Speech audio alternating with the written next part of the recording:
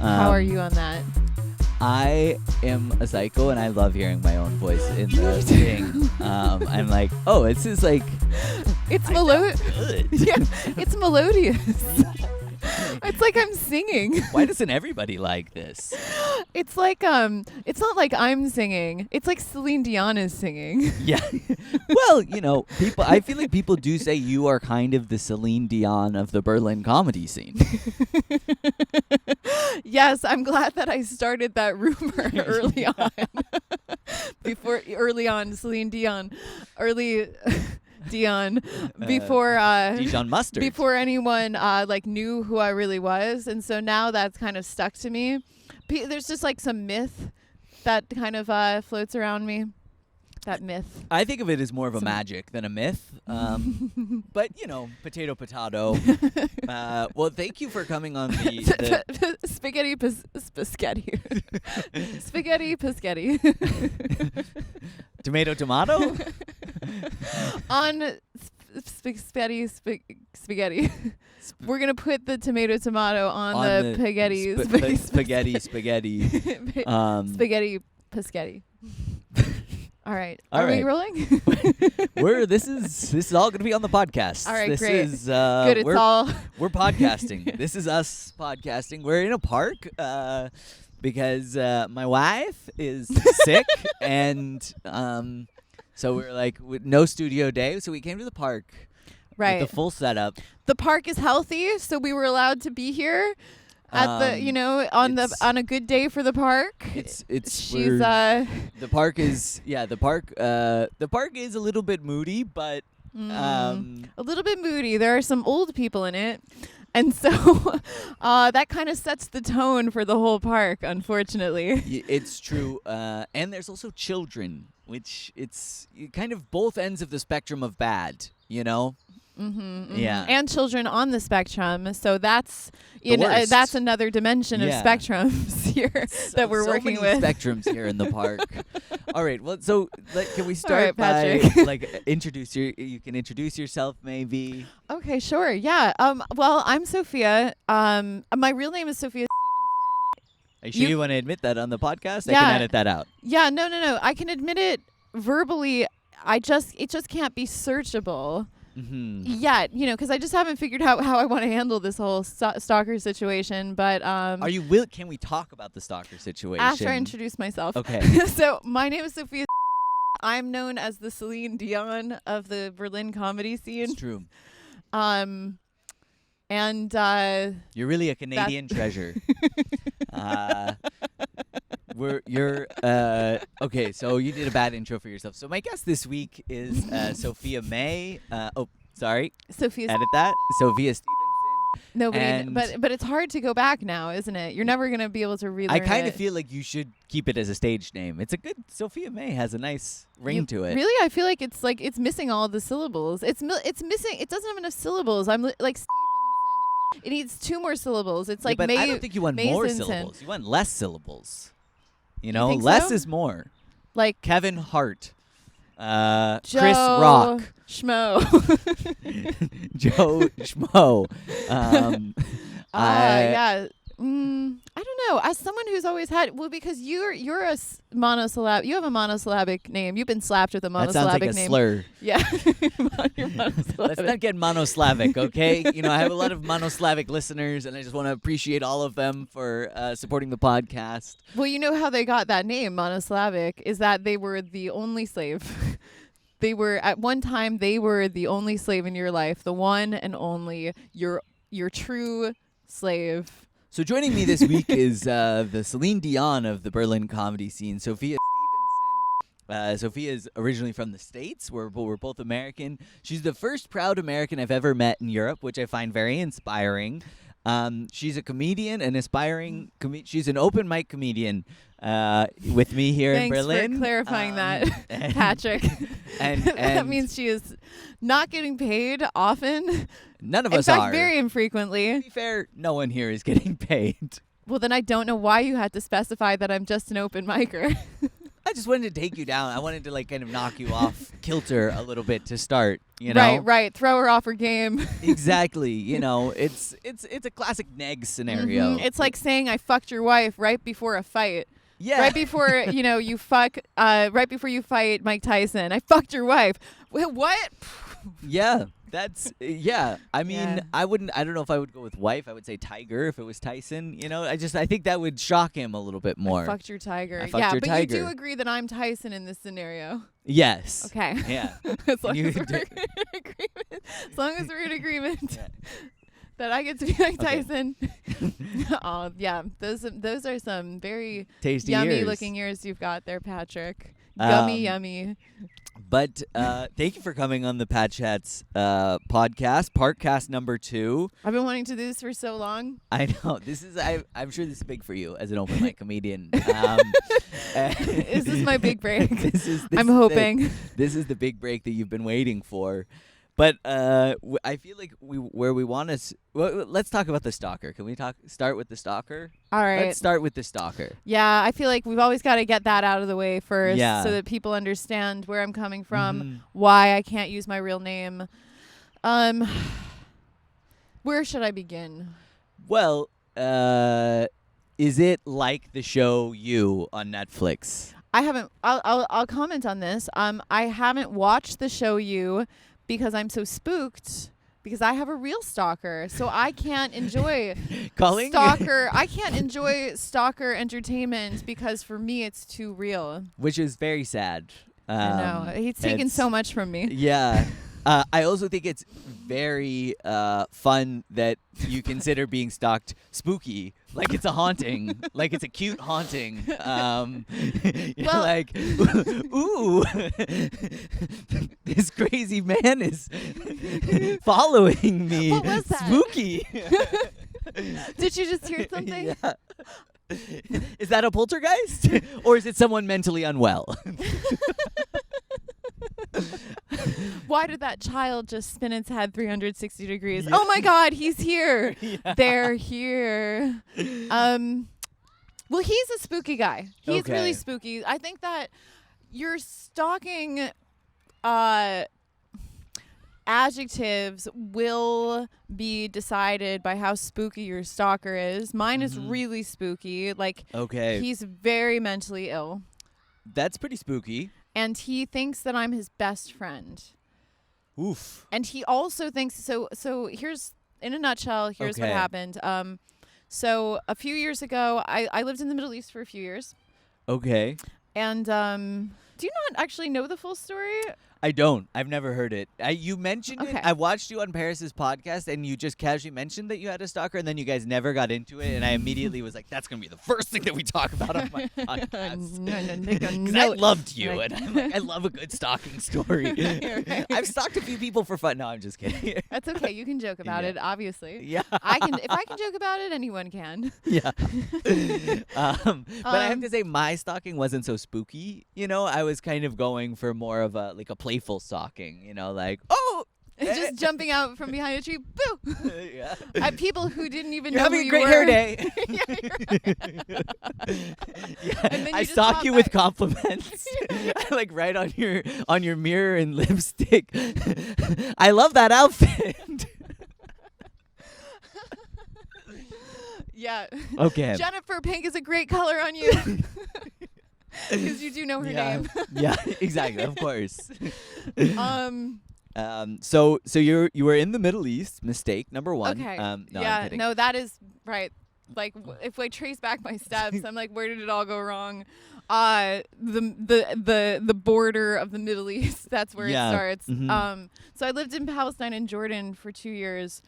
I see you lived in and- Israel and Jordan for 2 years. Yes.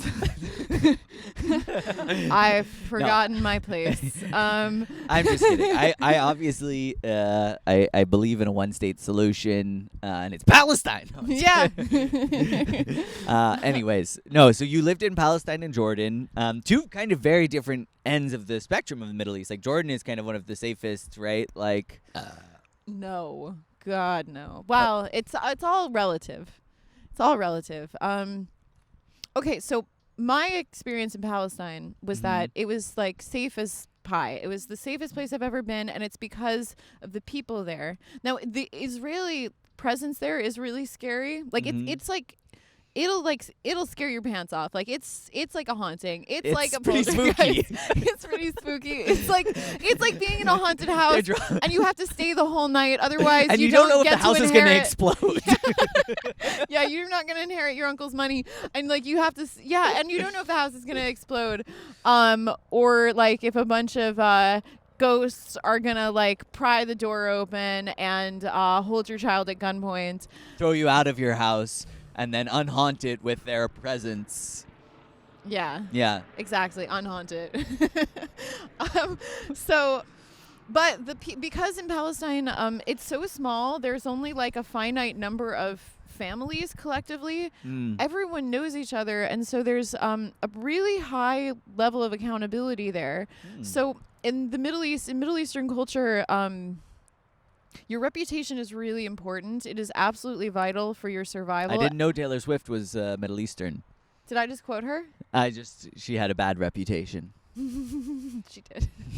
You're right. That was the name of her album. It's fine. Okay. What if when I Anyways. fill up with Sorry, no more Taylor Swift jokes then. All right. No. It's just that when I fill up on one end with pop, like a lot, like I'm so overwhelmed by the trial that like all the other pop culture references have kind of like fallen off like dead skin cells. Like I have to make room for them. I only have finite space. Fair enough. For all of it. But no. But let's I also not make too appreciate many it. pop culture references because this is probably not going to come out for several months. So. Oh no. Yeah. Okay. I have to wait until you break and then.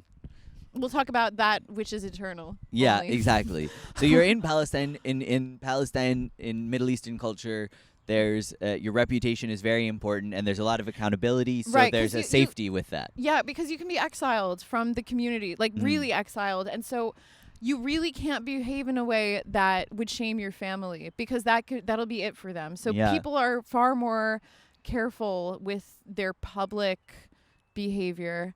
And so I felt just really safe there. I got to be in much better control of who I interacted with. I really tried to just cultivate friendships with women. And I just had I was super happy there. My dad died while I was there. I was like, this is the best place I can be because I feel so safe and supported. And I have such loving friends here. Now, Jordan, on the other hand, is like Amman is the capital city and it's enormous. It is so fucking huge and sprawling, and there's so many people there that there doesn't have to be any kind of accountability. So the culture kind of that it really has somehow just resulted in a culture of constant harassment and people talking so much shit about each other, incessant gossip, backstabbing, and so even though it's sort of Sounds like Israel might need to go in there and kind of clean things up a little bit, make it a little bit nicer, make you it know? purify those intentions. Yeah, exactly. Let's put up a couple roadblocks and start checking some IDs, you know? Yeah, make people grateful for being alive, just to be alive. Yeah. If you put everybody on edge, then, you know, it creates a bond, a community. Right. Yeah, it's kind of true because Palestinians are profoundly thoughtful because their lives are so complex that I've never met a Palestinian who didn't have a very complex understanding of the conflict. But in Jordan, there's so much racism against Israel and then also against Palestinians. There's like really a very superficial understanding of the conflict, and then there's all this harassment. They're under a benevolent dictatorship, which means that there's secret police everywhere. You're required to have a photo of a large portrait-sized photo of the king in every home. That's just it's a law, and you can't talk shit on the king. You just have to love him. And that's why he's a benevolent dictator, because people love him. Yeah, you love him. If you force people to love you, you are. I mean, his picture's in everybody's home. He sounds like a good guy. And he's smiling on all the money, so people are just like, this guy loves us. To be fair, he's smiling in every photo. I mean, if I lived in Jordan, like I feel like if you live in an area where there's problems, like I remember when I visited Costa Rica, I was talking to this Costa Rican lady. And she was like, the thing is, it's like, it's good here, but there's a lot of problems. But the thing is, if you're surrounded by a bunch of countries where shit is really bad, it's very easy for everybody to just be like, well, it's not fucking Panama or Guatemala or Honduras or whatever. Throwing shade on Panama. Yeah, I'm sorry, Panama. No, I mean, you're just great. Just by accident. It just slipped out. Oops. No, Panama's lovely. We don't actually know anything about you, so it's really not personal. Yeah. Well, it just speaks to our ignorance. Yeah. Well, I don't know. I can't speak for Patrick. The American currency is the currency in Panama. I'm sure Patrick knows a lot about Panama, and so that was a targeted. Bocas. It was a targeted Bocas comment. is a lovely location to visit. Bambuda, I think. Bamboozle. It's a nice place. Anyways, Zimbabwe. Yeah, it's a good. Should we just start over or not?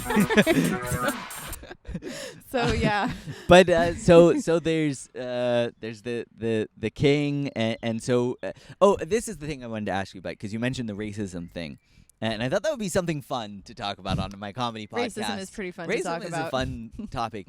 But one thing I noticed crowd-pleaser. when I came to Europe is, like there's a lot of like European racism, right? Like, like Germans will be like racist against Italians, and Italians will be racist against Spanish, and it's like, and coming from the States, there's a part of me that finds the racism here like somehow cute, because it's like, oh, like everybody's just racist against each other, like what really like sweet like wholesome racism.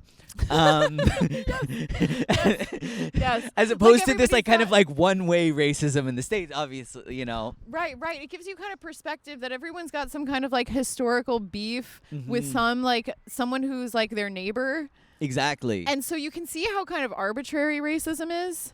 Like, and so this is true, like in Palestine or in the Middle East, there's a lot of racism against Indian people. And I remember getting there and I was like, huh?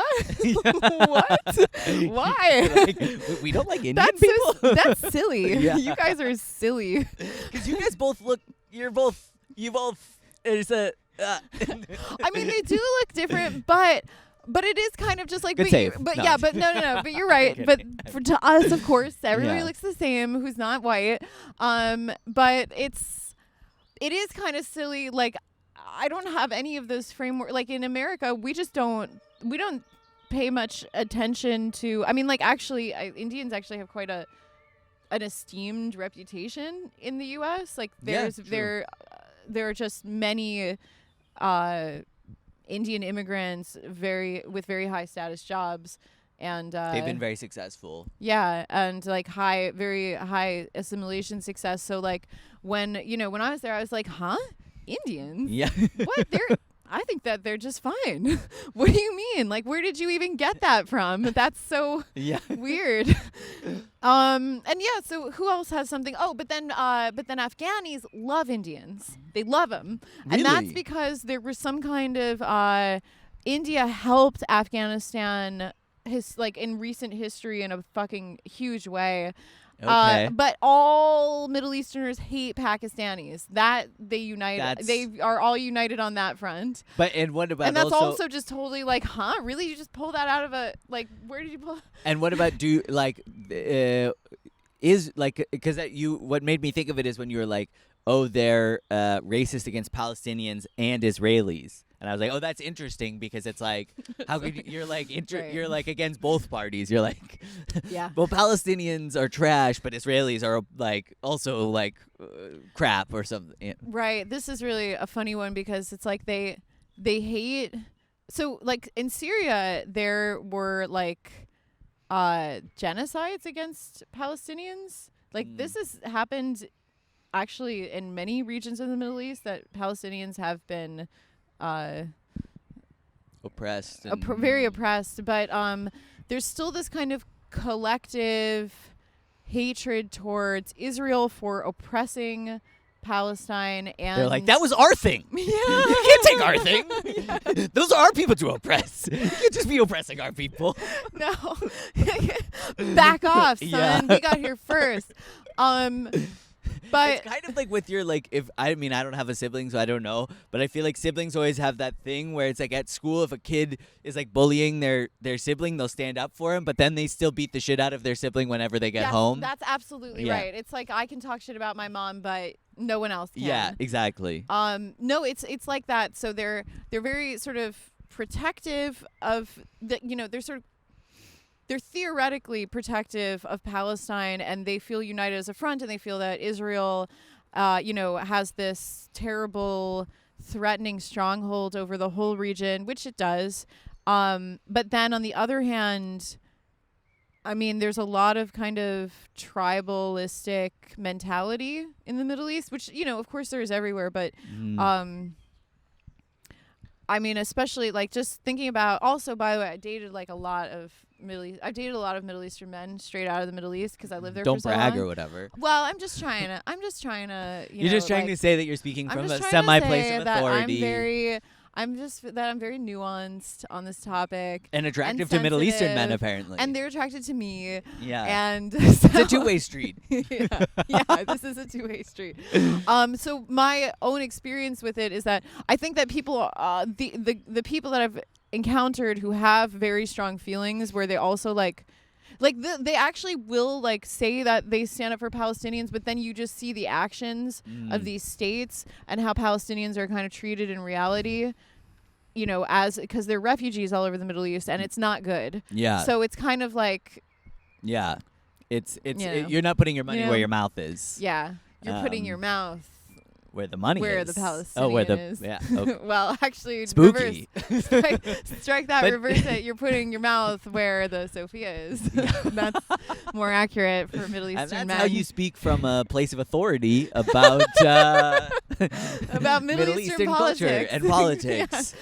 So okay, so But the stalker, yeah, don't do my job for me. I was gonna bring us back there. Okay, I was about to say that. Okay, Were you, just kind of Patrick? stole my part. So, Okay. anyways, we were talking about the 'Cause stalker. I feel like this is barreling out of control. I guess so. You were in Palestine, no stalker. Okay, so Then you get to Jordan, and it starts getting stalky. It starts getting spooky. You get to Jordan, it and was it's a like, little spooky. ooh. I was in Jordan first, and then I went to Okay. Palestine because I heard it was so much better. So I tried to I stretched that out as long as I could, but it's hard to do. It's hard to stay in Palestine because they're very the Israelis are very restrictive of the visas because the Israelis don't want you to be there. So anyway, so then after 6 months, I had to go back to Jordan, and my Arabic teacher from before was still there. And at that point, my dad had died. Okay. My dad had just died. And so I kind of decided to keep studying Arabic because I loved it so much. And I felt like I just really needed to have an anchor to just something to hold on to while I was so You're in. I was so groundless, and everything else had fallen apart, and I was just like, I just have this one thing that I love, and it does require so much of my time and attention and energy in order to get good. So I can, I'll have this thread that I can just hold on to through this storm. So I went back to Jordan, and my old teacher was there. And I had already seen him have a mental breakdown when I first met him, because I think he has them pretty regularly. Okay. He is very, very mentally ill. Like, I don't want to spoiler alert anything, but is he the stalker? Oh my God, God, you ruined it. Shit. No, you okay. ruined it. Sorry, you were building this ending. So this teacher. Nobody saw it. Nobody knew until you. Yeah. So he was. Okay. So He's you the had stalker. seen him have some mental breakdowns. I'd seen him have some mental breakdowns already, and I was gaslit by my friends who also saw it, and they were like, no, I think that was normal, the way that he was driving the car out of control and laughing like a maniac and almost killed us. Like, I think that was normal. And I was like, I don't think that was normal. And they were like, no, I think that you're kind of being a bitch. And so I just buried that intuition about what I had observed there. Yeah. And that's something I've experienced throughout my life where, like, I'll be like, I think that person is bad. And people will be like, you're just a bitch. And then I'm like, okay. And then that person is bad. And then I'm like, well, you're I like, love this to bitch say, knew. This bitch knew. Yeah, like, I might be a bitch, but I was right. But this bitch. And you know when what you're people right, you're love is when you're like, I told you so. Yeah, people love to hear that Yeah. you told them so. It's one of their, people beg for that. Yeah, in fact. but that is one of my number one things is like people who drive insane. I can't deal with that. I don't. But it was also, he was doing it to terrorize us. It was really scary. And So, how did the it other? wasn't even just a bad driver. It was really Yeah, but the other people, they were like, oh, it was funny. no. We were all screaming for him to stop. It was super scary. But it how was did really high afterwards stakes. they were like, It was during. But afterwards, when I tried to talk to them about it, they were like, yeah, I don't know. Because a lot of people don't have mental illness on their radar. So they kind of just rationalize the behavior of mentally ill people as like something else. yeah, were they? But when it's on your radar, you can pick up on it pretty easily. Were the other students like European centric? Yeah. One is a Swedish social worker. So I Okay. think that's I just wonder because I feel like it is also there's this weird line between like culture, like I think as like American, European, whatever, it's like we always want to be very careful in cultures that we feel like oh, there's some, they've been screwed over by our people in some way or whatever, and so then sometimes behaviors get excused that it's like if it were like me doing this, we would not be like, it was fine. Yeah. No, that is absolutely accurate. A lot of, especially white liberals will go to foreign countries, and then when someone behaves in a way that is genuinely violent or aggressive, they will just kind of retract any kind of stance or opinion on it because they are they're skittish about being racist, or like. And that's why we have to re-elect Trump. You know, we've got to be less we gotta skittish bring him about back. racism. Yeah. We've got to be really bring we've just it got back. to stabilize, get stable. Yeah, come on, let's storm a couple capitals. Yeah, a couple. That's right. There's more than one. Yeah, why not? We can do the states. We can go Let's go state to state. It'll be a capital storming tour. Capital storming tour. We'll do it alphabetically. We'll start in Arkansas. Alabama. Definitely going before Arkansas. Okay. Yep. If I know my ABCs. Well, I don't. I'm not trying to brag, but I do know my ABCs. You're like, I'm a pretty smart cookie. I've always known. I've known them almost my whole life. Yeah. In fact. At least a good 20. I still have to sing the song in my years. head most times when I'm trying to figure out the order of things. I'm Yeah. like A, B, C, D, E, F, G. Me too, but there are some that I just know are kind of like in this grouping, and there's that grouping. Like I know that R is at the end, and I know that L is towards the middle. I know LMNOP because my name is Patrick Moore, and so M. P. And L becomes before M, and then N and O. Yeah. Lots of O's and M's and R's and P's.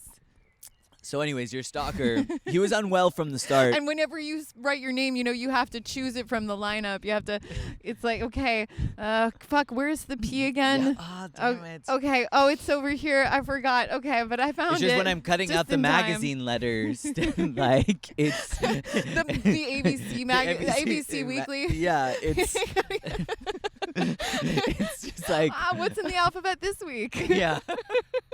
A comes before the rest of them this week, huh? Who knew? just like every other week. Yeah. You know what I told Doreen?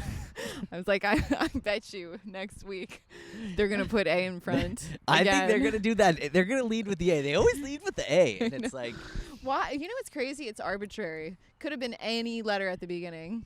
is it arbitrary? Could be any letter. A for arbitrary. A for any. Um, Yes.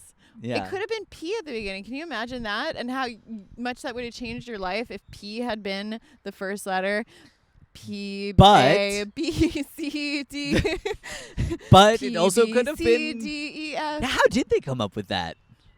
I think here's what I think they did. I think it's like the way that they figure out how to spell Irish people's names. I think they put all the letters into a pot Mm-hmm. at the end of the rainbow, and then they threw them in, and then they were like, okay, her Are there name marshmallows in the her pot? name is Saoirse, and then they picked it up. Yeah, there's marshmallows in there. Mhm. And then they just scooped up a handful of letters and they threw it on the ground, and they were like, okay, that's how we're gonna spell it. Yeah. And you're like, really? C-I-H. Yeah. Saoirse. That's how we're gonna spell Saoirse. Mm-hmm. So Saoirse. That makes sense to me. Yeah. But let's get back to your stalker. So, because I'm interested by this. So he was kind of you were being gaslit by the which by the normals. by the normals. Yeah. And I don't really know what that means, but I know it's a word in the culture, and so I'm gonna use it too. So It's in the DSM. yeah. And It's so the only thing that's not actually. It's what the DSM like bases itself against. what's it's the DSM? It's the background against which the DSM is the Diagnostic Statistical Manual. It's what that model used to diagnose Amber Heard with two Said personality that we're trying disorders. to keep it non-topical. Okay, sorry. Okay, so it's some mental. It's Okay, the, like so we'll just go back psychiatry stuff. right to the everlasting DSM. It's their manual Okay. for diagnoses. So the stalkers. So then I came back and I had buried all this information deep within me that he was absolutely fucked. Yeah. And he offered me, and I was so bereaved Mm-hmm. for losing my dad and a lot of other terrible stuff happening in my family along with it that Did you check under the couch when you lost him? yeah, he was Sometimes they fall down in the pillows, the crack between. You just have to look underneath there, and you might be able to find him. Yeah, I also checked there too. I checked all the cracks, and I even tried to find my iPhone. Oh, really? But I didn't find He his iPhone. He left his iPhone wherever, that was Yeah. the iPhone was there, but he wasn't there. He wasn't. Yeah. Okay. Um And that's gaslighting. yeah, he gaslit me pretty bad. Okay, I'm sorry. I'm so- the worst. Okay. no, But it's much appreciated. um, So hardly anyone will make dead dad jokes to me. Like usually I have to make the dead dad jokes and then hope that someone will laugh and not just be concerned. yeah. And it's rare that people throw them at me. Well, because I'm like, at least you had a dad, So Right. Yeah, it's pretty great. Having dads is so underrated. yeah, and I actually have a lot of wonderful male figures in my life, so just cover my Yeah, bases. that's just as good. Yeah. I'm sure. So you're grieving the loss of your father, which was a complicated relationship Yeah. and a complicated thing to deal with. And so you return and this Like, where is he? Where is he? I looked everywhere. I can't find him. Did you check the freezer? Yes, actually, that was the first place I checked. And then they were like, "Oh, well, it's too late. He's already been incinerated." He's gone bad. We had to Yeah. Can't keep him that long. It's Yeah. not a tub of ice cream. Yeah. Unfortunately, your father was not made of ice cream, and Yeah. you could not. And we now could he's not made of keep him ash. forever. So Yeah. yeah. And now his ash is just fluttering around the earth, here and Oh. there, Good for him. like He butter, always like wanted to broken see the world. butterfly wings. Yeah. Okay, butterfly wings. So So you're grieving the loss of your father, and you go back, and there's this anchor in Jordan for you, which is this language teacher. So you put aside your misgivings about him. He offered to give me unlimited Arabic lessons for free, and I didn't have money. Like, I was really going to have to scramble to just afford even like part-time lessons. And so him offering me this for free, me being and he offered this for free on the basis of my grief, that something so terrible had happened to me. He wanted to extend himself in this. He wanted to extend himself in the way that he could for me, which was that he knew I loved Arabic. He knew I really wanted it and I cared, and that we had this existing teacher-student relationship. And so he would just be at my beck and call as my Arabic teacher whenever I wanted, 24/7. And so basically, like, and he was also my only friend in the Middle East at the time. And well, let's be honest, he was your teacher. Okay, that's a little. Are you kind of teacher petty to be like, he was my friend? You know, you just said it was a teacher-student relationship. Yeah. Let's. Yeah. Come on, nerd. I mean, no, but teachers are your best friends, Patrick. Yeah, okay. They want what's best for you. Whatever you say. Who could be more of a best friend than your teacher? So, but okay, so that to me, obviously now with a little bit of hindsight, feels very red flaggy. Oh, it's so red flaggy. I will say to give you credit, as you started telling me, I was like, what is wrong with you? How would you not see that is clearly a bad idea? But the fact that he was like, I know your dad's passed away and that was really hard for you, and I don't know how I can be there for you, but this is one thing I can offer you. Yeah. I could see myself then getting pulled into that. Well, I also, like, the thing is, I think it's until you lose a parent, and also the way my dad died was really, really bad. Like, it was really gruesome. His illness, all the drama melted around it. Yeah, exactly. Like, so when you've got sick ice cream, like, it's puddles. Yeah. Oh, just gruesome puddles. So sticky. So sticky. All the little cookie dough pieces are just like, lying there. And you want to pick it up and eat it, but you're like, that's my seems dad. wrong. That's Daddy. my dad. No, you're so delicious. Why are you so delicious? I feel like I had some part in his death when I admit to the fact that I ate him. So but it's what he would have wanted. Actually, a lot of people gave me those meaningless platitudes after he died, and I was like, you don't know what he would have wanted. You don't know that he wanted me to eat him. Yeah, he didn't know. You don't know if my father was nice and wanted me to enjoy his sweet, sweet, delicious, milky body, or if he was an asshole and he wouldn't have wanted me to enjoy anything. Like, there were many meaningless platitudes, but we're getting off track. So the teacher.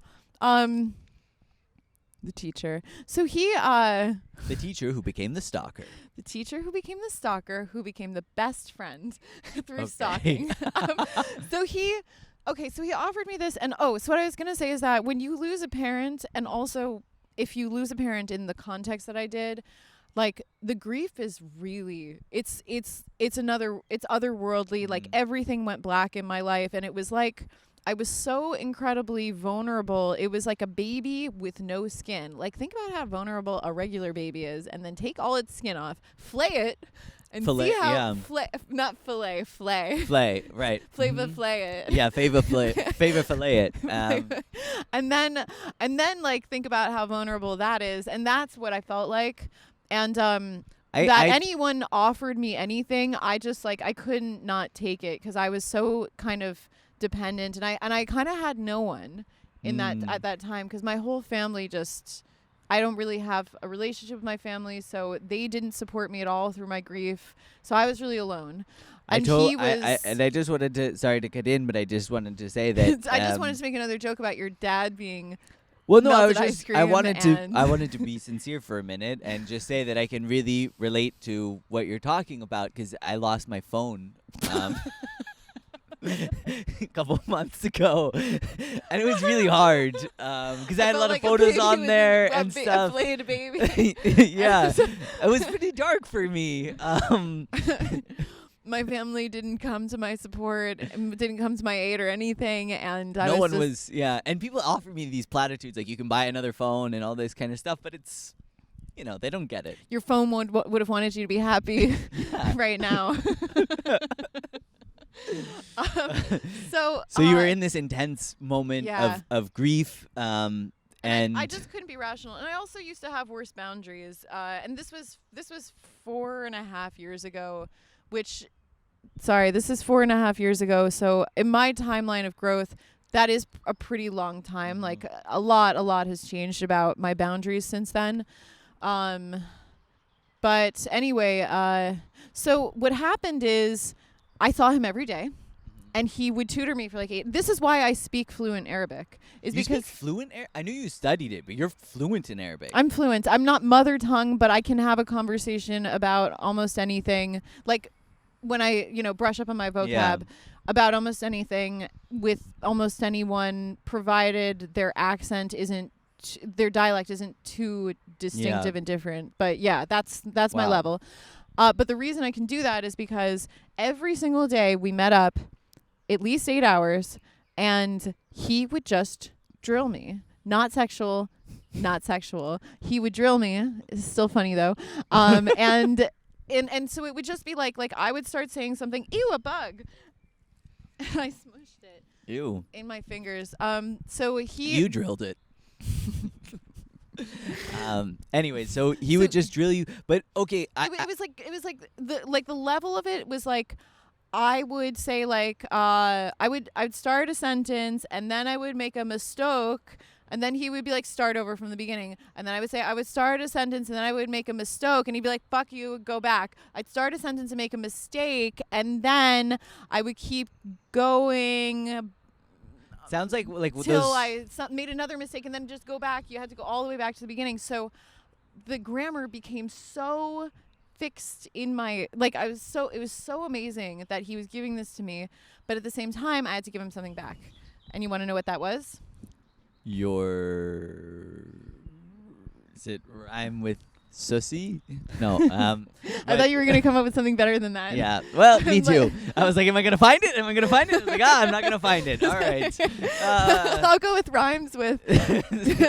Buy me some time. Buy me a few seconds. But what I wanted to say was, it's like that is. It sounds like those like movies of like football coaches where they're like, run it again. Yeah. It was like it was a bit like, what's that drummer movie? With Nick Cannon. Drumline. It was just like Drumline. And it was also like Step Up. Step Up. It was like an Arabic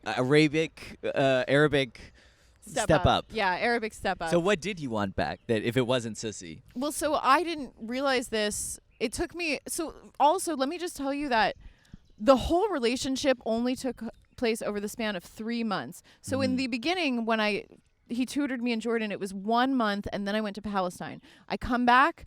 This is a span of 2 months. I'm seeing him every day before shit hits the fan, and I'm like, I got to get the fuck out of this relationship. So this all happened super quick, but because we saw each other every day, it time elapsed more slowly. So can I ask one more question? Sorry, I keep cutting you off. I'm the worst. I'm not good at doing this podcasting thing. I'm like, it's better when it's just me. No, I'm just kidding.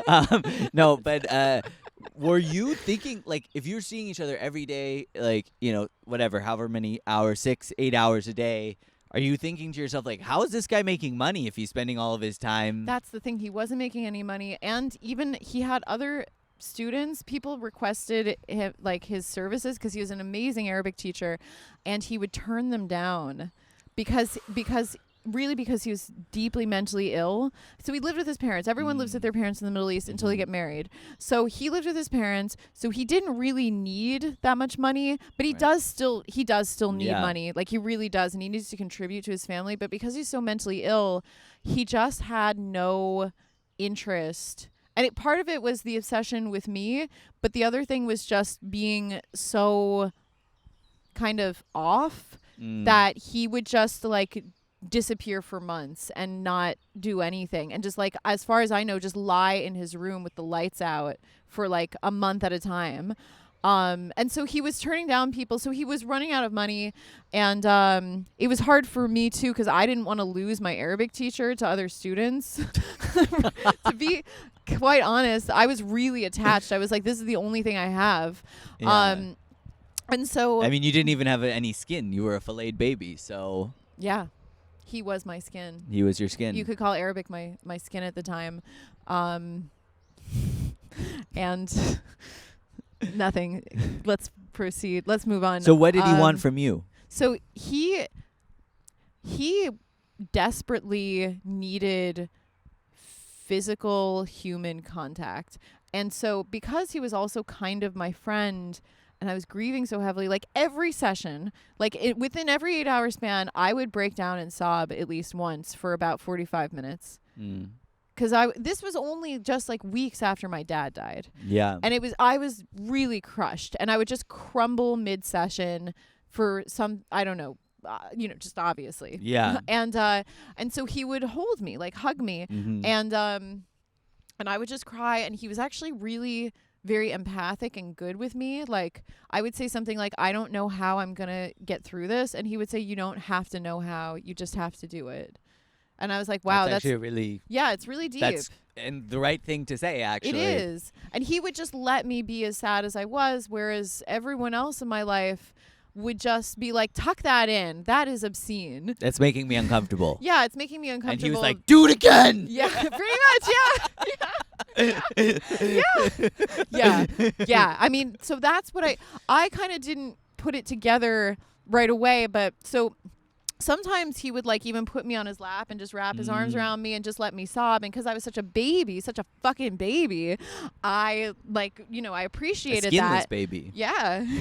Just all like bloody and sensitive. You appreciated Very it. sensitive. So thanks for trying to push me past having to do anything with that analogy further. So he was okay. So he really so I appreciated it. And then and the thing is though it became kind of like a little too intimate. And like he was getting vaguely erotic sometimes, just the squeezing a little too, almost like you're squeezing like when you've got a sexual attraction between two people and they're hugging a little too long, like that kind of thing.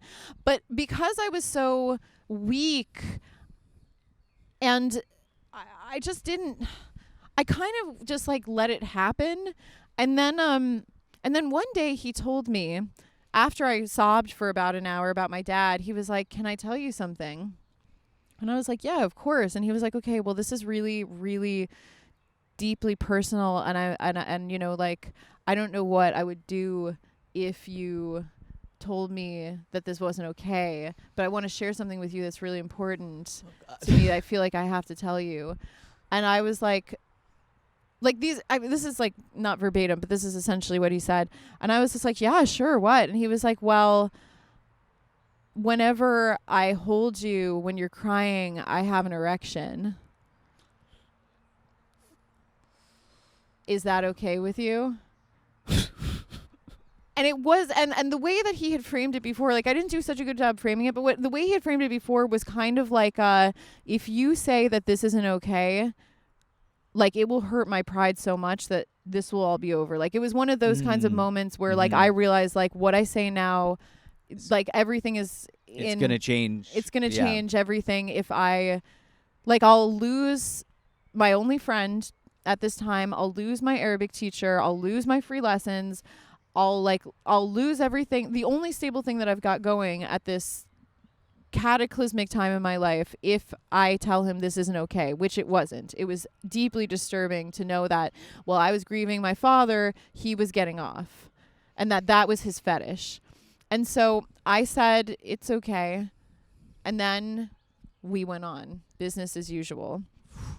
And after that, did you notice, was he kind of like, if that is his fetish, then it's like, I can imagine that you could start to be like, like kind of almost trying to prompt the breakdown, where you're like, oh my God, I got in the biggest fight with my dad today. It's just such a complicated relationship me and him have. And then it's like... Well, the thing is, it wasn't that actually. It was human contact. Because this is, so somehow this is a little sympathetic. And I think he really milked this. His, men in the Middle East don't get to have physical contact with people except other men. It's pretty gay. But they can't. Like, they really don't get to do that. And so, like, they can be really sensitized to physical contact. And so he was saying that even when he hugs his mom and his sister, he gets a boner. And I was just Incest like, I don't want to porn. know. What? Yeah, it's your favorite, Patrick. We don't talk about that on the podcast. Okay. It's a bit. I'm workshopping it. It's a bit. It's really good. It's Patrick's prize piggy. So it's your blue ribbon hog. Yeah. Hog. Okay. All right. So this was part of like the whole thing that made it so difficult for me to shut it down, because he had revealed it as this being a very like vulnerable, like that he was really revealing something very vulnerable about his life. Mm-hmm. And that was why it was so manipulative. It was like, oh my God, like if I tell you that this isn't okay, then it's like I've shut down something much bigger here for you, and you connected all these dots for me. So then business went on. So that was his thing. It was the human connection. So I had this limitless need for comforting, and he had a limitless need to have human contact. Well, so we just fit. Me being so, like I was almost mentally ill in my grief. Like you go crazy when you're grieving, and so I remember when I lost my phone. It was very similar. So we really we almost were the perfect sort of. The depth of our need was a perfect match for the moment, and then, which creates its own form of emotional intimacy. Yeah, like you're sharing this like suffering together. Yeah, but I was I was so self-absorbed by my grief that I was not really super aware of what was happening. And then after about 6 weeks, I he had an official mental breakdown, because he just has them regularly. This is just like, a drop in the bucket for him. And he was super weird, and it was very obvious to me and alarming the way he was behaving. And it kind of like woke me up again. I was like, oh fuck, I remember now. This guy is so crazy, and what I've been experiencing has been making me super uncomfortable. Like really, really uncomfortable. It's been over the line. Like I have not had boundaries for this, but he's definitely reached all the way as far as he can through the boundarylessness, and I don't want to do this anymore. Mm-hmm. So I tried to part ways with him amicably. I tried to, just end it. And it was while he was having a very prolonged mental breakdown, and he wouldn't really accept my parting of ways. He got really upset when I just confronted him and was just like, look, I did it by text though. I was like, look, the bottom line is I don't want to see you. Like I tried to see you to say goodbye and give you a gift, to show you how much I appreciate the Arabic. But, I don't want to see you again. This whole thing happened. It's really not okay for me. Like it went too far. I don't want this anymore. Mm-hmm. And he was very defensive in response. He was just like, well, no wonder your whole family doesn't talk to you. You're the worst person ever. Like, when people just like, they know something about you and then they weaponize it against you. Yeah. Yeah. And so, they think it's going to cut you really deep. But I was like, this is very transparent. You're very transparent in your your attack. So you're like, at least I don't get boners anytime someone hugs me. Yeah, I should have said that. If only I wasn't so shaken to the core. Yeah. So then I went to Europe for a few months, and I left, and then I came back to Jordan a few months. Like I had to take a breather. Just that's what I would do on a regular basis. And I came back to Jordan, and I didn't tell him, and I went and stayed with a host family, and I just like lived a separate life. I never got in touch with him. And a few times I did see him. Like I'd get on a bus, and then I would be like, oh, because I knew he was fucking scary by that point. And I'd get on a bus, and I'd see him on it, and I'd get off the bus.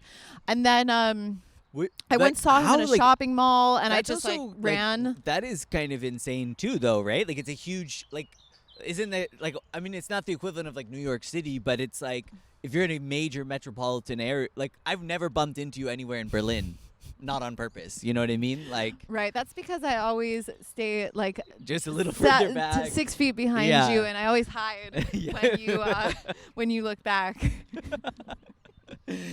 I was noting. Yeah. Anyway, I've carefully orchestrated this relationship you're like, so that I'm actually you a think good stalker, so Yeah. you don't know. when you're good, you have no Yeah. idea.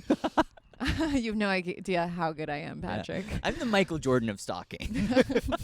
I'm the Celine Dion I'm the of Celine Dion of the stalking. comedy scene, and That's the name of the podcast. That's the name of the episode. The Celine Dion of stalking. My heart will go on and on and on, or your heart will go on and on my wall. Yeah. All right. So then I had these few encounters, and I thought he didn't see me, but I thought he didn't see me, but I wasn't sure. And then as I was leaving Jordan, and so like I was super offline. Like I really tried to stay low profile. I didn't go to any of the hubs where I knew he was. I didn't see any people But the that offline knew thing him. at that point, was that intentional because of him, or was it just like, oh, I'm like, you know, I went to the Jeff Rotel School of Philosophy or whatever, and so I'm like not into social media and all this, like, you know, this kind of shit. It's a mix. I wasn't very. I blocked him on Facebook. I had Facebook back then, and I blocked him, and I thought that would be good enough, but it wasn't. And then I just avoided all his hubs, and I avoided seeing the people who I knew he knew, and I lived in a totally different neighborhood, and I mean I thought I did a pretty good job making sure he didn't know I was there. And then I want to say for the record, I wasn't like putting the onus on you. Like, yeah, but what did you do to avoid his stalking? You know, that's really the question. Because like I know he was stalking or whatever, but were you kind of, you know, But you did were you kind of flirting with him, going on the bus, getting off? What are you gonna do next? Right. I mean, were you wearing camouflage pants or not? Yeah. Like, how committed to it were you? Yeah. Were you in a full ghillie suit walking around, you know, hiding in the bushes at any time, or Like, did you make yourself completely invisible, or did you wear a red hat once and out yourself permanently? I did wear a red hat once, so.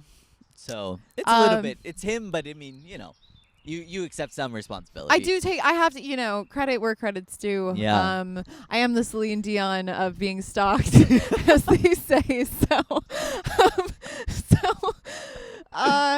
Anyway, so here's the climax. Is that it wasn't him rubbing himself on my leg. It was I cried. It was actually when I was leaving. Like a week before I left permanently. This was the end. A week, and I was like, I'm getting the fuck out of Jordan. It's been too hard. I'm done. Like, I've got the Arabic. I'm good. I can go be an interpreter, going to Europe. And a week before I left, I got an email from him. Okay. And the email said, I know you're here. I know where you live. I know that you arrived to Jordan on this date. And I know that you're leaving on Tuesday through the airport. And I want to see you again because I have so much to say to you. And if you don't agree to see me, I'm coming to your house tomorrow. Meet me at this place. He was like, meet me at this circle at this time tomorrow. Otherwise, I'll come to your house. And then he was like, I have a lot of friends. He said, I've seen you around and I know that you want space. So I haven't let you know that I've been watching you. But I also have lots of friends and they've been giving me intel. Like basically they've told me where you live and all this stuff. And so I was terrified and I immediately called my ex-boyfriend at the time and I was like, I don't know what to do. And he was like, let's get you out of your apartment immediately. and they brought me to. Was your host family not? Oh, like, I was in an it was a different chapter, so I was in an apartment by myself with roommates. Yeah. In a different neighborhood, and I was just like, we got me to a safe house. That's what I call it, which was this very, very luxurious apartment of 3 expat girls, American expat girls. Okay. In a different neighborhood, and he didn't know that I even knew them, as far as I know, and it was like really high up in the building, so it felt pretty safe. And then we got me there, like we moved me there. I called the police. I went down to the station to take a statement, and my host mom from my previous host family was a police officer, so like I was in good hands. Yeah. And they were like, okay, who's the guy? And I told them, and I was like, I only have his first name and last name, his phone number. I don't know his address. And they were like, oh yeah, this guy came in and reported someone a few months ago. We know him. We're going to go pick him up at his house, because they had his address from his statement. Oh, yeah. Reporting someone else. So they just went, like, within half an hour, they'd gone to his house, picked him up, arrested him, and brought him back to the station and had him in a holding cell. And they were like, can you come identify him? And I was like, I am really shaken and scared. I really can't go see him. And they were like, okay, we'll take a picture of him and bring it to you. So they took a picture of him, and in the photo, he's like this. Oh my God, that is terrifying. Just fucking menacing. And I was like, yes, that's him. They're like, can you come down and talk to him? He said he has a couple things you want to clear up with you. He says you're his best friend. He just wants closure. Yeah, he just wants closure. And so then and like, one, it's admirable that they acted on it. They acted on it. Yeah. I don't want to say anything about German authorities, but I don't know if they would do the same thing. But wow, you're not going to like the end of this story. Oh, no. It's not a very... Okay. I should just let you finish. Okay, we're really close to the end. So then because in Jordan, allegedly, it's a major offense for like a local guy, and he's a Syrian refugee, so he also doesn't really have like any kind of legal standing there to harass Western women. Like, this is a big, like, foreign women, like, it's a big faux pas, allegedly.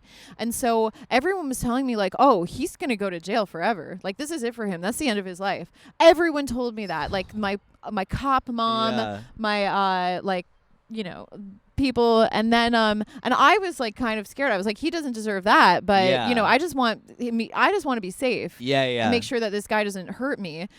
And so basically what it came down to is that we had to have a trial, and I had to testify in court that he, you know, with the emails and what he had done before that, and like, you know, that he had possibly hacked into my email account. Like, how did he know? They can't just take the emails as the evidence? Well, it's complicated because the emails were in English and I got them translated. But okay, so the reason that it's complicated, so I had to testify. So the way that they do it is, you go and you have a private interview with the prosecutor, like for these kinds of claims. So I went in, so they held him in jail for like a week, and then in like a Jordanian jail cell. So I don't think it's very nice. Yeah. Like it's not the Ritz. Yeah. Okay. I don't know the rankings of jails. I mean, first of all, jail maybe like low. a Holiday Inn. Yeah. Might be a Holiday Inn Holiday Express. Express. Yeah. No free breakfast. In and out, but yeah. The bare minimum. So I had to testify against him, and I had to do it in Arabic. And because my Arabic is so strong, I was able to do it. Holy I testified shit. against him in Arabic. And is the prosecutor trying, like, did you get the sense, like, that they were, like, I'm trying to, like, really, like, poke holes in your story, and I'm trying to get to you, or were they just, like, honestly, tell me what happened, explain the situation? It was just that. It was really, like, just taking my statement. He was just really trying to, like, he wanted to understand every aspect of it. And then after I left, Sorry, that's the name of this my stalker, he had his interview, And there was a translator there who was like rendered useless because I speak Arabic. Yeah. But he came just in case. But so he was like eavesdropping on, or he was in the room with during the guy. And so he came out later and was just like, oh man, he was fucking crazy. Like he was all over the place. He was rude. Like he spit in his face. I mean, that didn't really happen, but it's like that. Yeah, It's just like that. Yeah. It's the equivalent, the verbal equivalent. And he was like, man, he's getting locked up for life. Like this isn't going to be good. And so then I left and I had like 2 days left before my flight, and I was so fucking anxious that I had to just take like Xanax all the time because I was just like constantly shaking, like scared for my life. Yeah. And then the day that I left Jordan, they came to a verdict, and the verdict was that because Sari knew me, it was okay for him to do whatever he wanted. Because he's a man who knows a woman, it's okay for him to do whatever he wanted. So they released him that day. And that night, I got an email from Sari that was saying, basically, one thing he did was he criticized my Arabic because allegedly, somehow he overheard me. Maybe he was in the next room. He overheard me testifying. We were not in the room at the same time. Yeah. So he overheard me testifying, and he just made some comments about my pronunciation, which is really creepy.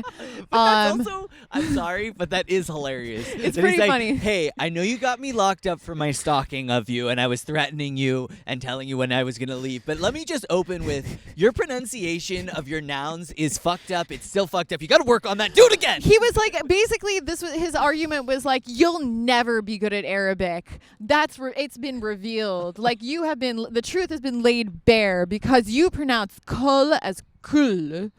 And that is just like, you'll never be anything. You're a loser. The real truth of this moment is that your Arabic is shit. Yeah. Who taught you? You're low, you're scum, you're nothing. And then the next part of it was this very elaborate analogy about how I'm the sheep and he's the wolf, and he's going to, like, the next time he finds me, he's going to tear my neck out. And it was just fucking terrifying, this email, that basically that he's going to kill me, and that I belong to him and I am his. And luckily I was in Romania by the time I got it. So I think that's the first time anyone said that sentence. Yeah. I'm here. Oh my God. I made it to the promised land. Yeah. Anyway, so that was literally that night in the airport. I had like a 14-hour layover to Berlin or something. Mm-hmm. And so I just pruned the internet of all my data. I was like, he can't know where I am. Yeah. This is like, this is over. It has to end here. And so since then, I've had zero online presence. So now I have this fake Facebook. And then he has sent me emails, a few emails over the years, because I changed my email address, but like I still have access to the old one, and occasionally I check it for other shit. And so every so often, he'll like, I'll block every email address, but you can just make a new one and then write. It doesn't work blocking. Yeah. So doesn't work reporting it to the authorities. Apparently, it doesn't work either. Nothing really seems to work. Yeah. So in the last email he sent me, it was just like a month or so ago, he wrote just something about how, you know, we really are best friends and he'll always be there for me and he loves me so much. Just really pretty tone deaf, I would say. Like, we're best friends. We're always going to be there for each other. I will tear your throat out the next time I see you. But right. And also, like, he said, like, I assume you don't use this email address anymore. So I'm just going to stop at nothing to get in touch with you. But if you do use this email address and you don't want me to get in touch with you, you have to respond and tell me that you don't want that. Otherwise, I will ruthlessly pursue you. And so it, like, you know, just giving me lots of options for how I want to handle this. What? Yeah, that is. Well, first of all, let me just say that losing your phone is much worse than anything you've described. Yeah. And so far, I haven't heard a real problem. He kind of sounds like the victim. I mean, you got this guy thrown in jail. Yeah. No, but I mean, that is so wild and awful, and I can't imagine what it. Yeah, that must have been terrifying, and this is going to sound racist, but I'm just going to ask it. But he's a Syrian refugee in Jordan, right? Yeah. So like, he can't come here, right? Like He I can mean, in like, the he trunk can't of really, a like, car, leave. Patrick. He can in the trunk of a car. In the trunk of a car. Okay. So Yeah. But I mean, I am half joking, but I am kind of serious in the sense of that like. sounds like half joking. Sounds like your race.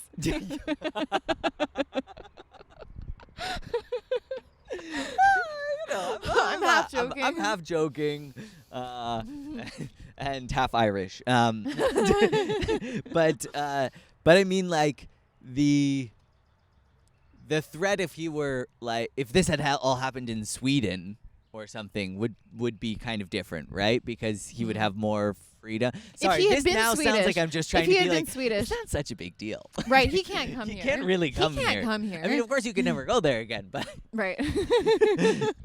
no, I don't mean it that way. But I just meant like, is that like does that somehow soothe you? Is that the reality? Am I putting my foot in my mouth? I lost my phone. It was pretty hard. I'm suffering right now, okay? If I'm doing a bad job in this podcast, it's mostly because I'm suffering over my lost phone. You would never understand that type of grief, honestly. It's just like it makes you crazy. It makes you crazy. Yeah. Going through something like this, it's just like you lose your mind. You lose your phone and your mind. You lose your phone and your mind and your dad. Yeah. It is. There is some solace in knowing that it's very difficult for him to get here. He also doesn't know where I am, which gives me an advantage. I'm pretty sure he thinks I'm in California because like data mining services in the US, like they put your like your legal address publicly online. So if someone just like searches you, they can find your address. So he knows my mailing address in California, I bet. Where I don't live and have never lived. Yeah. And no one I love lives there either. Okay. I probably should change it. They're getting my mail and they're strangers. Yeah. So, why are we getting all of these Arabic handwritten notes? in blood. Yeah. Why did we get another ear? Yeah. How many ears are we going to get? Yeah. Luckily, there's a 2-ear limit per person. Yeah. When you're a stalker, you only can send as many ears as you have. But you got 10 fingers and toes. Yeah. 2 nipples. 2 nipples. Hopefully 2. Yeah. Yeah. So I have that advantage going for me that like if he really is trying to get to me, hopefully he'll go on a wild goose chase to America. And I just want to say, if he's watching, go ahead and subscribe to the channel. Like this video. Get in the comments. Let us know if you still have feelings for Sofia. I love my fans. Yeah. But I mean, this sounds so superficial after that. But it's like, you're getting into doing comedy and everything. And it's like that creates an online presence and whatnot. So it's are really you like tricky. struggling with that or? Yeah, well, what's getting hard? It's funny. It's like a really bittersweet kind of conflict here. Is that like sometimes after shows, people go up to me and be like, "Hey, I really really enjoyed that. Do you have an Instagram? How can I follow you? How can I find out what other shows you're doing?" And I'm just like, no. because as soon as I can do it with a fake name, I suppose, and I guess that might just be the solution. I never thought of that, but and that's what we do here. It's career counseling on Patchats. It's called a stage name. It's a new concept. No one's ever done it before. You create a stage name. It's different than your legal name. But the thing is that is so hard. Is that if I did use my legal name, not only would he know what city I was in, where I normally was, but he would know the exact time and place, and he'd be able to watch my acts. What I put up there, he'd be able to like, he'd have some squirt. What do you call that stuff? Like I feel like I'm giving him porn. Like I feel like my internet you presence would treat it like an OnlyFans, is what you're saying. Yeah. Yeah. And that it gives me the creeps too. So I've been On struggling the other to figure out hand, what by to do. not having anything online, no one else can jerk off to you. So you're kind of losing out in right. that way. That's not what I want. Yeah. That's not what you want. I know that's what everybody wants is, you want people Your to- jerk base. Yeah, You want your jerk You want base. your jerk base. Yeah, jerky base. Jerky boys base. Jerky baster. And Glad we arrived Yeah. there. Let's park our car there in that let's- spot. Do we have to parallel park? Because I'm a terrible parallel I'm great at parker. it, don't okay. worry. All right. You I'll sit give back. you the keys. And, you did it wrong. Do it again. But okay. Last thing, and we also, I feel like we spent like 2 hours on we spent almost the full podcast on this, and it was worth it. It was such a good story. We really Thank you for teased sharing. We teased it out. Yeah. Well, if I hadn't interrupted every 2 minutes, it probably would have gone faster. But But you asked for elaborations. So Yeah. I elaborated. I could have told you, no, I won't do it. I'm just going to give you the nutshell. Remember when I started? I was like, in a nutshell. in a nutshell, cut to an hour later. This is the nutshell from James and the Giant Peach. Yeah. It's But one last point about this, and Radio. then we can put it to bed. And this is, I'm sorry that it's a semi-serious question, but it's like, this was obviously like a super traumatic experience. You still are feeling the effects to some extent today, but like, do you feel like you're over it in some way, or does it still feel very like relevant and present to you? And if you do feel over it, like when did that happen? Well, when he wrote me that email, I guess it was a few months ago. It was like I saw it in the middle of the night, and my And you're heart like spooky. spooky timing. Yeah. You're like 11/11? 9/11? Oh my God, it's 9/11. Yeah. It was on 9/11. It was, yeah. It happened on the original 9/11 actually. Yeah. And That's if you when I got added it up the minutes plus seconds, it was actually 666 seconds. yeah. Number of the beast. Right. And if you added up the position of me and the guy I was fucking, it was 69. Which the telemetry of that, if I remember correctly, is the same as Tower 11. So The numbers were 69. turns out the stalker was an towers inside were job. 69ing, Yeah, the that's tower. why one of them had the antenna and the other one didn't, because the other one's was in the ground because it's upside down. They were 69ing the whole time. And they were historically known as the 69 Towers, right? Mm-hmm. Yeah. Yeah, and officially. Yeah. Yeah, that's what we called it. We're like the 69 I'm not towers. a New Yorker, so I don't know. Like I just always heard, but they were the 69 Towers. Yeah. Mm-hmm. People were like, there are 69 of them? We're like, haha, no, that's the position they're in. You I don't know if it's stupid, just because I'm not stupid like a fool. multitasker, but I have to say I'm not a fan of 69ing. Oh, I love it. Really? Yeah, I love it. Well, I feel like it's something teenagers do where you're like, oh, like this let's is what just we got. do the grossest thing Let's, we can like, think fucking of. do 69ing. I'm like, look, like Let's just cram as much in it's like it's yeah. to a sexual experience as possible. I mean, maybe, I would expect it from the younger generation. They're on TikTok while they're watching TV. But, my generation, it's like either you're reading a book or you're drinking a cup of coffee. You don't do both at the same time. We are in the same generation, Patrick. Really? Yeah. Wow. What did you think I was Gen Y? Gen Z. Sorry, No, you thought I was Gen you were A? a boomer. You thought I was an alpha. I know you thought I was an alpha. No, I thought you were an omega. I am an alpha. Yeah. This is getting off track. But what about this question I had about Yeah, so You- spooky, the spooky email. When he emailed you a few months ago, it was spooky. Yeah. So I just felt like my heart started beating really fast and it was really scary, and the immediate thing I did was I checked because he had this ultimatum, which was that if you don't respond, I'll find you, which is so like. Do you even hear yourself? Like, do you even hear yourself when you talk? Like what you just said? Do you get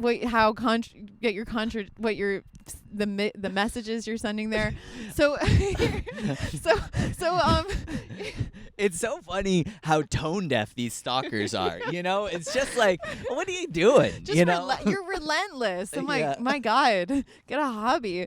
yeah. Am I Find a new girl. Yeah, like, you know, mix Do you it up ever a bit. meet someone going to Jordan and be like, I know a great Arabic teacher? Be very vulnerable with him. Right. Send like the someone I know who was molested when they were a child, but is studying Arabic now to study under him, under his tutelage. Yeah. Under him, more on top of him. Right, that's how he likes it. Yeah. Crying Sit on his on lap. crying on top of crying on his lap, just like all men. Yeah. Oh, your Well, dad died? You should go to Jordan. I know a guy. It's kind of a Santa Claus experience. Like, it's kind of like Santa Claus meets Arabian Nights. The Santa Claus, by the way. Like, you know, like Yeah. you become the Santa Claus after Mhm. this happens. Yeah, exactly. And then you get boners anytime you hug. Anytime someone cries. Yeah. Boing. Yeah. Boing, boing, boing, boing, boing, boing. So anyway, so the thing I did though is like, I'm great at surviving. Mhm. I'm great at getting myself in sticky situations and then getting out of them. And so what I did was I immediately looked up like what, you know, I went on the incognito tab and I searched for myself and I was like, fuck, there's all this data about me, even though I have no online presence. And so I just scrubbed it myself. I got a sponge and I just Yeah, did you use cleaned Clorox it. on it or? Eco. I used an Eco. Eco Oh. brand because I care about Well, that's the why he environment. keeps finding you. Okay, That doesn't- eco shit doesn't really work. You got to get the Doesn't work. real chemicals, you know? Yeah. Yeah, you gotta just kill everything. So you scrubbed the internet again.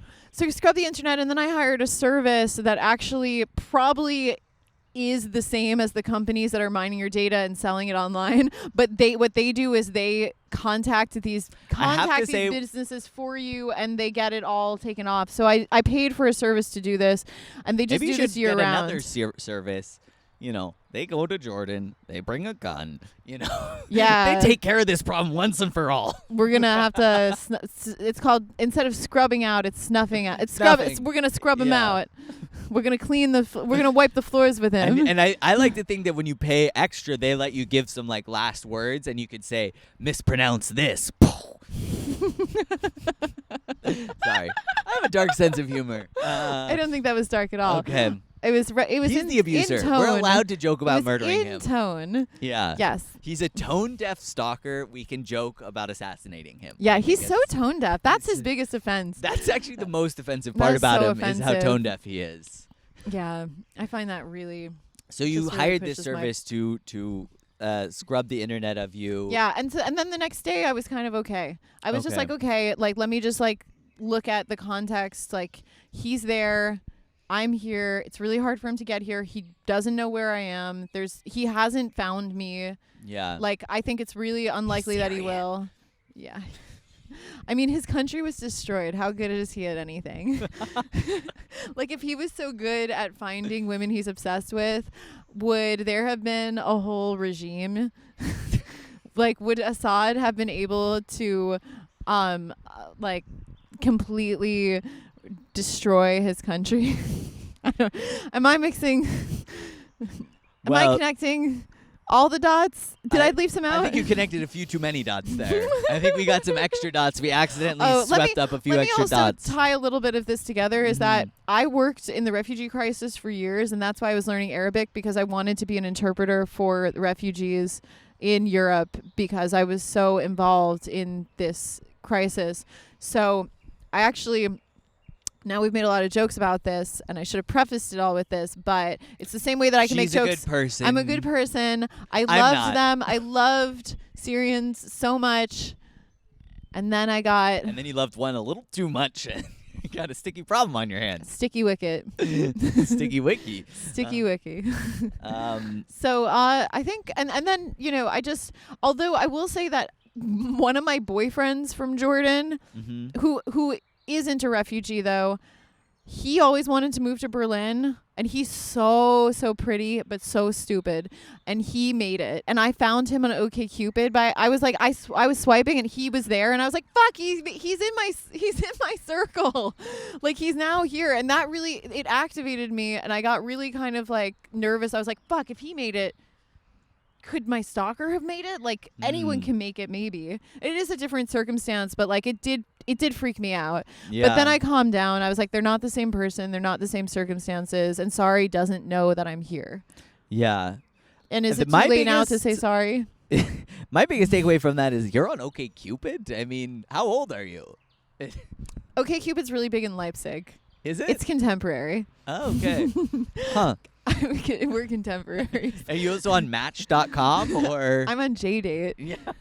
But I have to be, because you have to register somewhere. Yeah. I had to register. Sorry wanted to, and they were like, sorry, not a J. Not a J. But that is like a fascinating story, and I'm sorry not to. I know we've made a lot of jokes. I just don't say that you're sorry.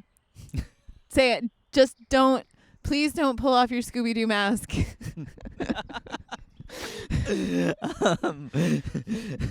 Yoinks! Told you I'd find you. Wait, what does he say? Yeah. No, that's a different dog. That's got to be a different cartoon Is that dog. Marmaduke? I don't know. What does Scooby say? Scooby-Doo-Doo. I wish I hadn't done that. Now it's on tape.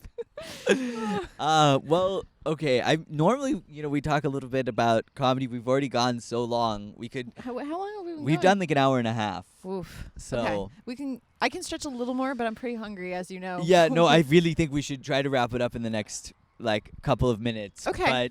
But let's just end with a little palate cleanser. And do you want to give us some details about your dad's death? No, I'm just kidding.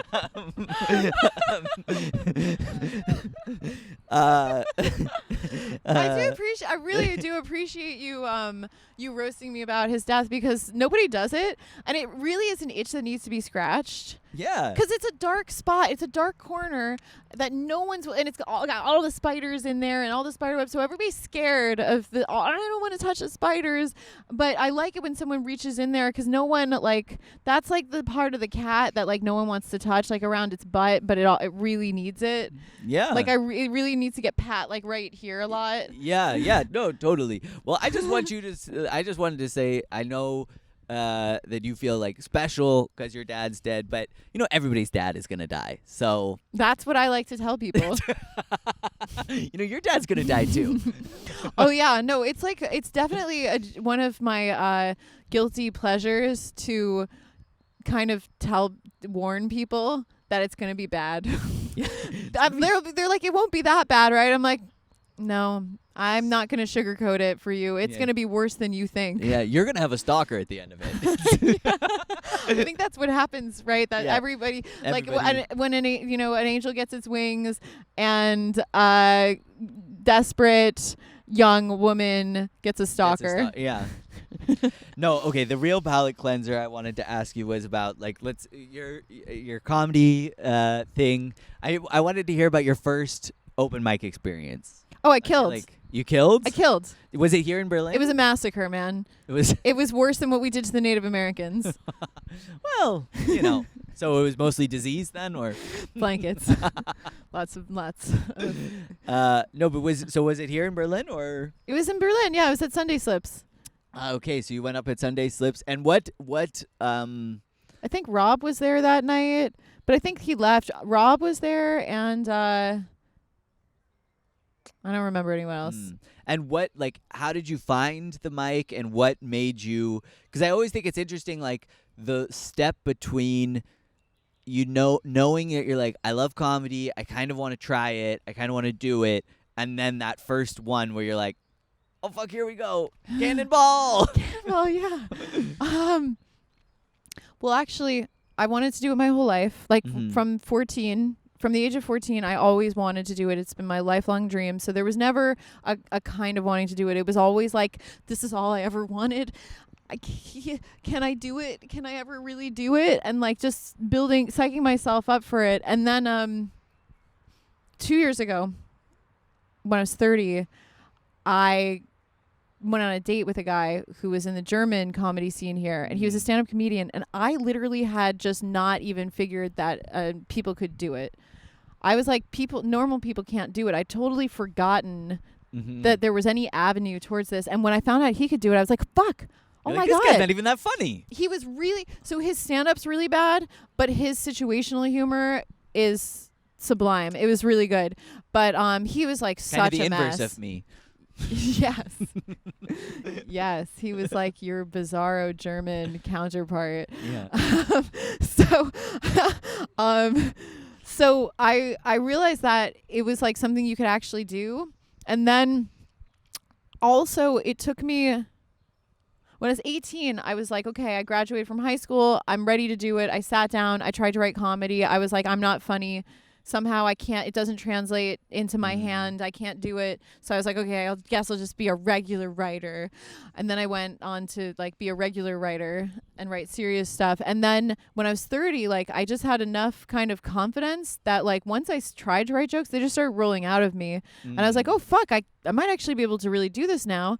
And then it was like, and then it really just took me 2 years. So I went to some shows here to see what was going on. Like I went to Laughing Spree, and I saw this show where Anna was hosting 2 years ago. And it was some of the more senior comics were there, and they were great. And then the pandemic happened, and I was too nervous. I psyched myself up. I was like, if I fail, will I ever be able to get over it? Because this is my dream. How can I live with myself if I bomb the first time? And so then finally, and I learned about Sunday Slips from them, because I'd go up to them after the show and ask. Yeah. They're like, this is a great place to start.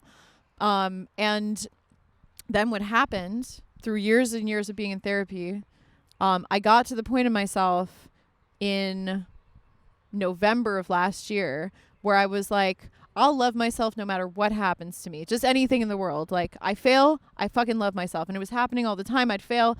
I'd love failing all the time, loving myself. And so I was like, this means I can do stand up, because I'm not scared that I'll go down a hole of self-hatred for the rest of my life. And then a week later I did it.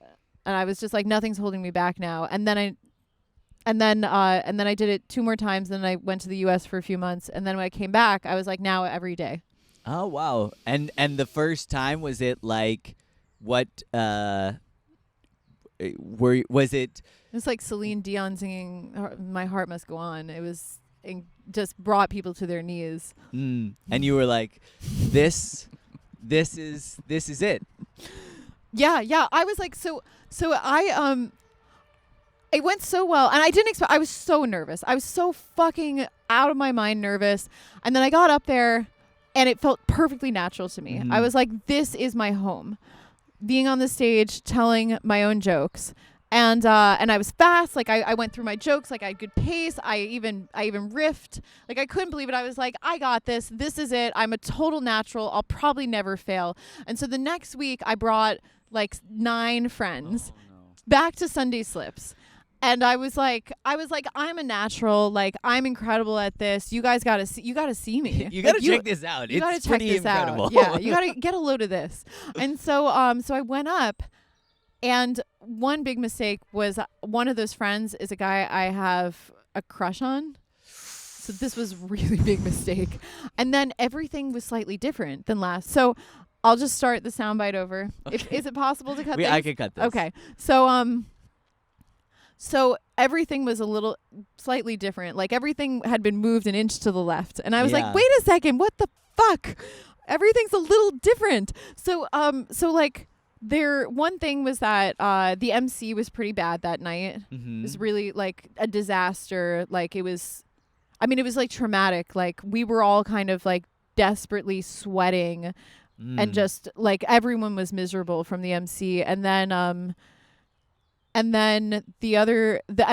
like the crowd wasn't as big. It was a huge crowd the night that I the first night I went up, and I was really and they were super into it and loud, and so the crowd wasn't as big, and everyone was really depressed from the MC, and there were 2 people in the very front row who had been there the last week who were non-laughers, and I was like, why are you here? Yeah. And they were back, and so I knew that they knew I was recycling material, and I was really in my head about that because I didn't know that was really what you're doing it all the time.